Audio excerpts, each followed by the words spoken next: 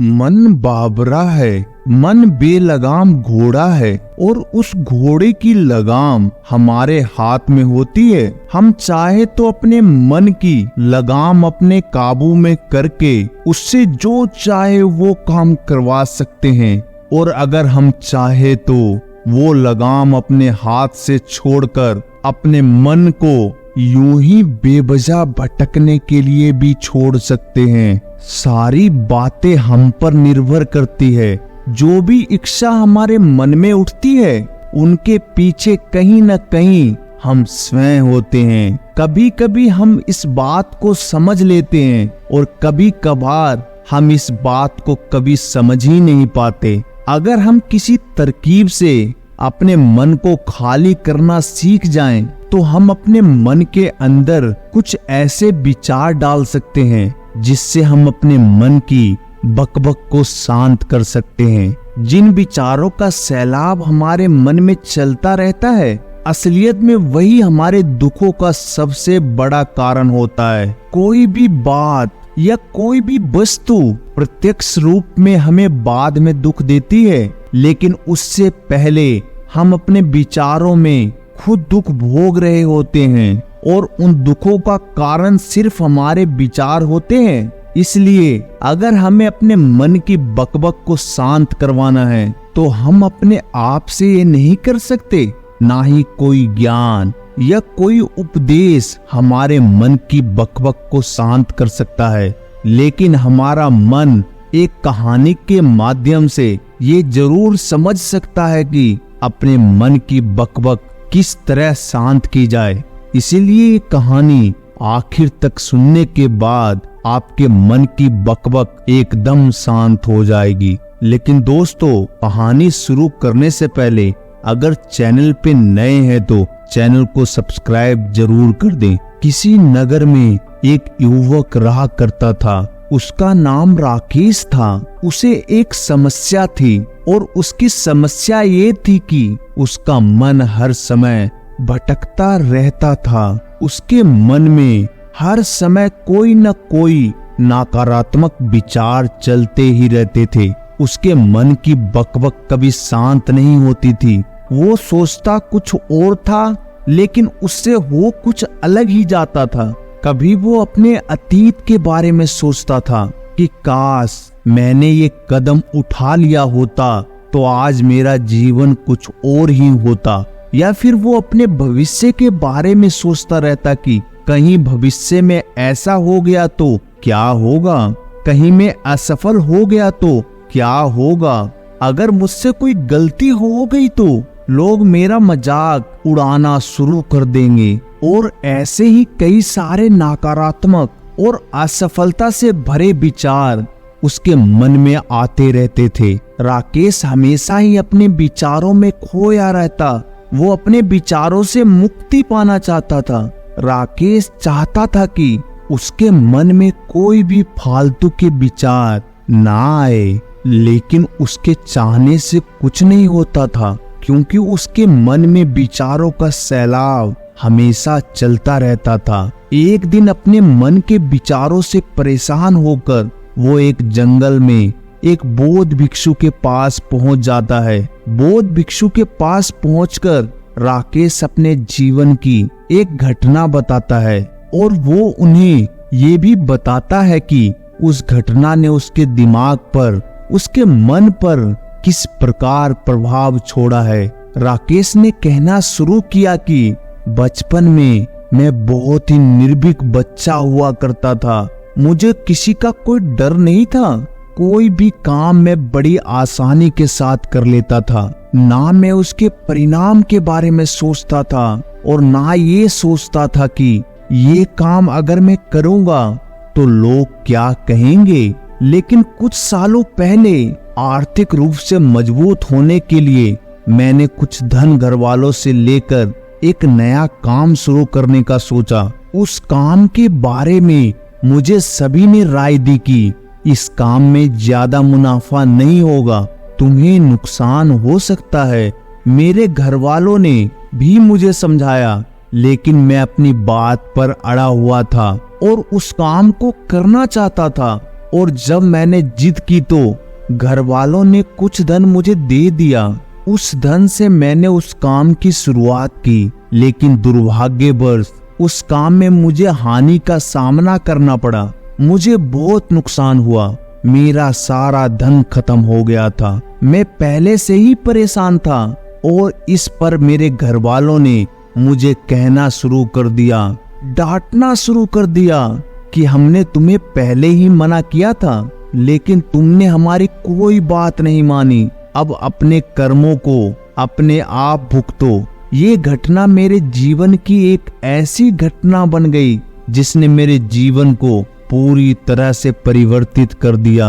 अब जो भी काम मैं करने की सोचता हूँ तो मेरे मन में एक डर समा जाता है। या तो मैं ये सोचता हूँ कि लोग क्या कहेंगे, कहीं मैं नाकामयाब हो गया तो मेरे घर वाले मुझे डांटेंगे तो नहीं, या फिर भविष्य के बारे में सोचता हूँ, अगर ये काम नाकामयाब रहा तो फिर मैं आगे क्या करूँगा। कहीं ये धन भी खत्म हो गया और मेरा नुकसान हो गया तो उस हानि की भरपाई मैं कैसे कर पाऊंगा।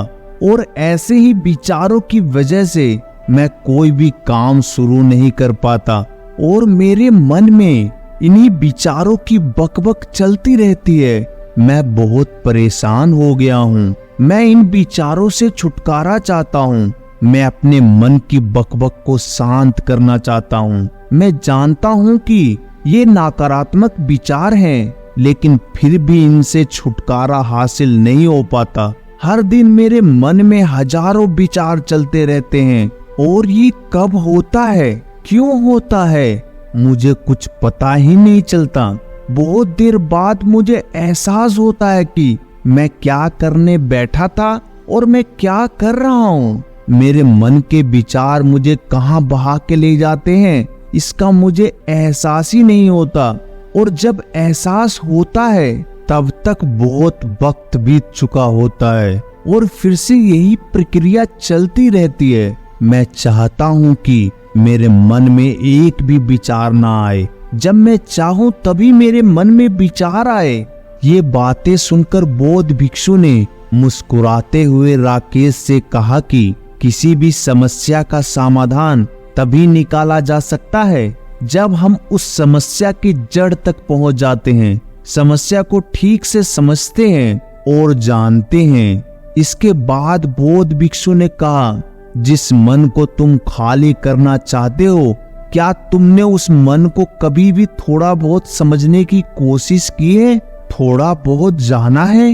ये सुनकर राकेश ने कहा कि भंते, मैंने अपने मन को जानने की बहुत कोशिश की है, लेकिन मैं जितना ही इसके बारे में जानने की कोशिश करता हूँ, मेरा मन उतना ही रहस्यमय हो जाता है। यह सुनकर बौद्ध भिक्षु ने उसी वक्त राकेश को एक घड़ा देते हुए कहा कि जाओ, इस घड़े में छोटे छोटे पत्थर भरकर ले आओ।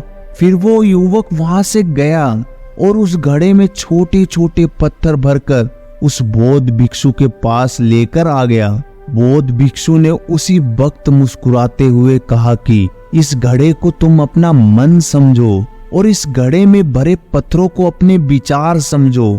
अब इस घड़े में और पत्थर डालो। उस युवक ने घड़े में और पत्थर डालने शुरू कर दिए। क्योंकि घड़ा पहले से भरा हुआ था तो एक दो पत्थर डालने के बाद बाकी सारे पत्थर नीचे गिरने लगे। फिर बौद्ध भिक्षु ने राकेश को सचेत करते हुए कहा कि रुको जरा, ध्यान से देखो, अब घड़े में पत्थर नहीं आ रहे हैं बल्कि पत्थर नीचे गिर रहे हैं, क्योंकि ये एक घड़ा है और इसमें जो आ सकता था वो आ चुका है। अब इसमें और पत्थर नहीं आ पाएंगे। अगर दूसरे पत्थर डालने हैं तो पहले वाले पत्थरों को निकालना होगा। यह सुनकर उस युवक ने कहा कि गुरुदेव, मैं आपकी बात समझ गया हूँ कि आप मुझे क्या बताना चाहते हैं। हमें अपने मन को विचारों से खाली कर देना होगा। यह सुनकर बौद्ध भिक्षु मुस्कुराने लगे और कहा कि पहले मेरी पूरी बात तो सुन लो, इसके बाद मन को खाली कर लेना। फिर बौद्ध भिक्षु ने उस युवक को कहा कि हमारा मन एक घड़े के बिल्कुल उल्टा है। क्योंकि घड़े को तो तुम पत्थरों से भर सकते हो, लेकिन मन को विचारों से नहीं भर पाओगे, क्योंकि मन तो हमेशा खाली रहता है। ये सुनकर उस युवक ने कहा कि गुरुदेव, मुझे आपकी बातें कुछ समझ में नहीं आ रही है। मन अगर खाली रहता है तो फिर हम उसे खाली करना क्यों चाहते हैं? फिर मन को खाली करने की क्या आवश्यकता है? इस पर बौद्ध भिक्षु ने उससे कहा कि इस घड़े से एक एक करके पत्थरों को बाहर निकालो। उस युवक ने वैसा ही किया। वो घड़े से एक एक करके सारे पत्थरों को बाहर निकालता रहा और ऐसा करते करते आखिरकार घड़ा खाली हो गया। फिर बौद्ध भिक्षु ने उससे कहा कि देखो, तुमने जब एक एक करके पत्थरों को बाहर निकाला तो ये घड़ा खाली हो गया। अब तुम इस घड़े में कोई भी पत्थर डाल सकते हो, दूसरे भी पत्थर डाल सकते हो, या फिर उन्हीं पत्थरों को दोबारा डाल सकते हो। आधा भर सकते हो या फिर पूरा भी भर सकते हो। ये सुनकर वो युवक कहता है कि गुरुदेव, मैं भी तो यही कह रहा हूँ कि मुझे अपने मन को खाली करना है। ये तो एक पत्थर है जिसे आसानी से निकाला जा सकता है और घड़े को खाली किया जा सकता है, लेकिन गुरुदेव, मैं अपने मन को खाली कैसे करूं? इस पर बौद्ध भिक्षु ने कहा कि इस घड़े में एक पत्थर डालो और 2 पत्थर निकालो। ये सुनकर उस युवक ने कहा कि भंते, ये कैसे हो सकता है? जब इस घड़े में एक पत्थर होगा तो एक ही पत्थर निकलेगा ना, 2 कैसे निकलेंगे? इस पर बौद्ध भिक्षु ने कहा कि ऐसा नहीं हो सकता, तो तुम ऐसा करो कि इस घड़े में 2 पत्थर डालो और 4 निकालो। इस पर राकेश ने कहा कि महाराज, ऐसा भी कैसे हो सकता है? ये कोई चमत्कारिक घड़ा तो है नहीं कि 1 डालो तो 2 निकल जाएंगे, 2 डालो तो 4 निकल जाएंगे।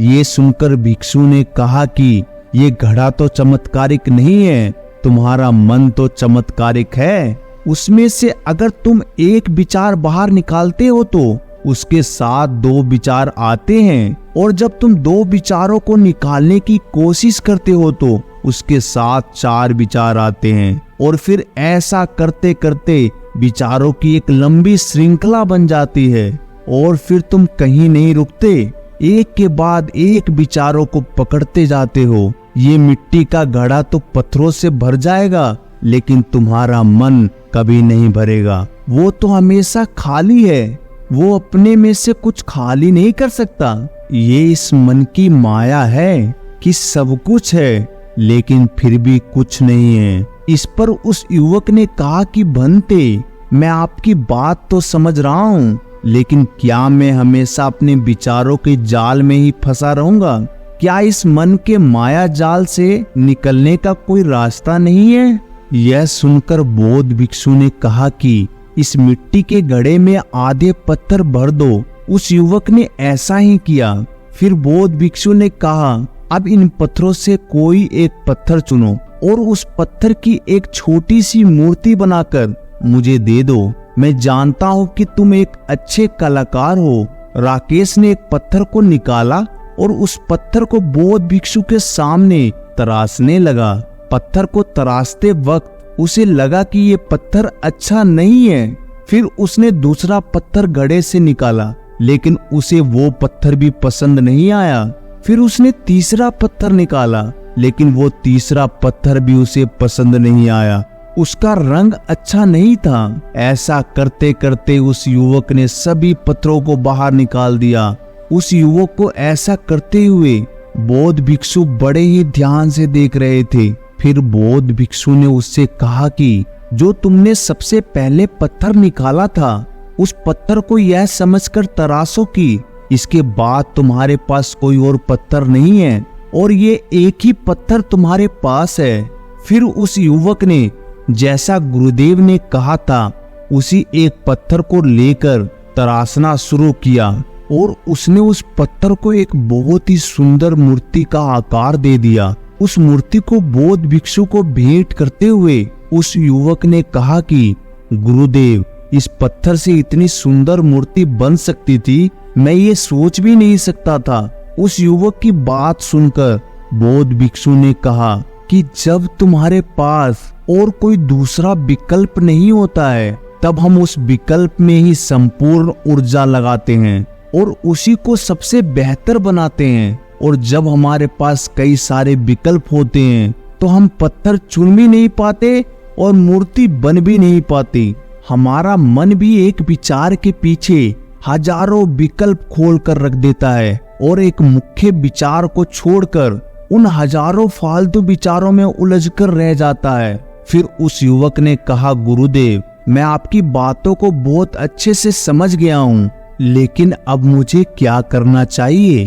कृपया आप मेरा मार्गदर्शन करें। भिक्षु ने उस युवक से कहा कि मन को खाली करना, साफ करना 1-2 दिन का काम नहीं है, ये बहुत लंबी प्रक्रिया है। तो क्या तुम इसके लिए तैयार हो? वो युवक कहता है कि जी गुरुदेव, मैं तैयार हूँ, चाहे कितनी भी लंबी प्रक्रिया क्यों न हो।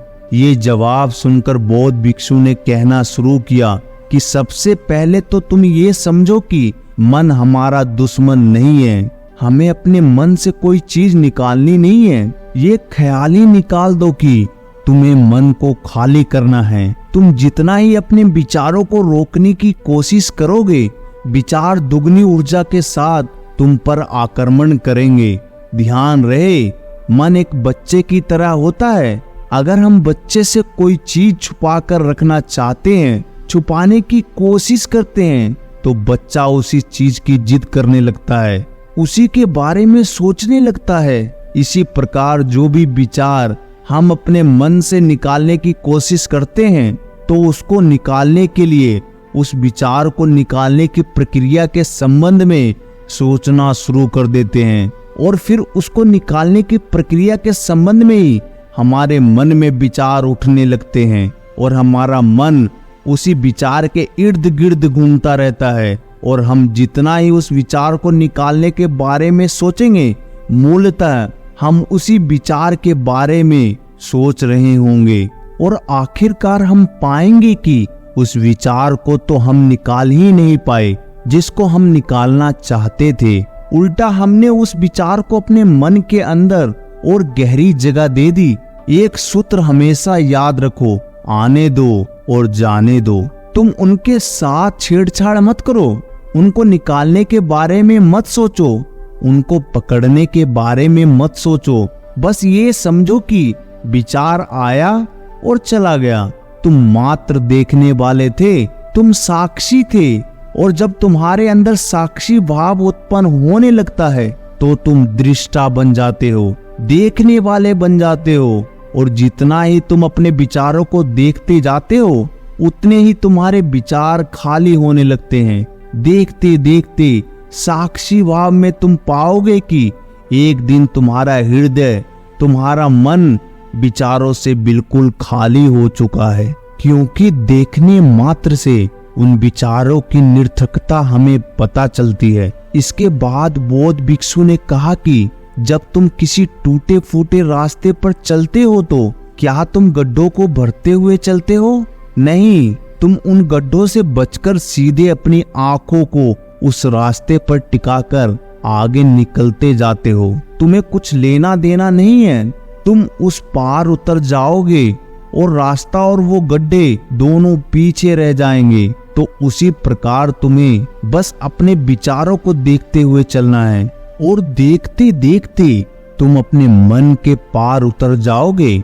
लेकिन इसके लिए तुम्हें थोड़ी मेहनत करनी होगी, तुम्हें ध्यान में बैठना होगा और अपने विचारों को साक्षी भाव से देखना होगा। निरंतर देखते रहने से ये तुम्हारी आदत बन जाएगी और फिर तुम्हें प्रयास नहीं करना पड़ेगा। इस पर राकेश ने कहा कि भंते, ये तो बहुत लंबी प्रक्रिया हो गई, लेकिन कभी कभी मुझे अपने विचार बहुत ज्यादा परेशान कर देते हैं और उन विचारों से तुरंत छुटकारा पाना चाहता हूँ। तो क्या कोई ऐसी विधि है जिसके जरिए मैं तुरंत अपने विचारों से छुटकारा पा सकूं? इस पर बौद्ध भिक्षु ने कहा कि हमारे विचारों का संबंध हमारी सांसों से होता है। जिस प्रकार हमारी सांसें चलती है, उसी प्रकार के विचार हमारे मस्तिष्क में आते हैं। अगर तुम्हें अपने विचारों की श्रृंखला तोड़नी है तो तुम्हें अपनी सांसों की श्रृंखला तोड़नी होगी। जब भी तुम्हें बहुत सारे विचार परेशान करने लगे, उस वक्त तुम शारीरिक अभ्यास कर सकते हो, और जितना तुम शारीरिक अभ्यास करोगे उतनी ही तुम्हारी सांसें उखड़ती चली जाएंगी, और जितनी तुम्हारी सांसें उखड़ेंगी उतनी ही उन सांसों की श्रृंखला टूटती चली जाएगी, और जैसे ही सांसों की श्रृंखला टूटेगी वो विचारों की श्रृंखला भी अपने आप टूट जाएगी। तुम तेजी के साथ दौड़ सकते हो या नाच सकते हो, या फिर बैठे बैठे ही अपनी सांसों को इस प्रकार चलाने की कोशिश कर सकते हो कि उनका कोई क्रम ना रह जाए, उनका कोई रिदम न रह जाए। और जब वो रिदम टूट जाएगा तो तुम पाओगे कि तुम्हारे मन में एक शांति और एक आनंद का उदय हो चुका है।